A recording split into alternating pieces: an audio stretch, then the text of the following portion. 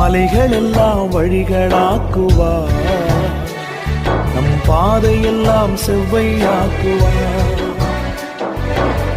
கலங்காதே திகையாதே, நிச்சயமாகவே முடிவு உண்டு. கலங்காதே திகையாதே, நிச்சயமாகவே முடிவு உண்டு. ஆபிரகாமின்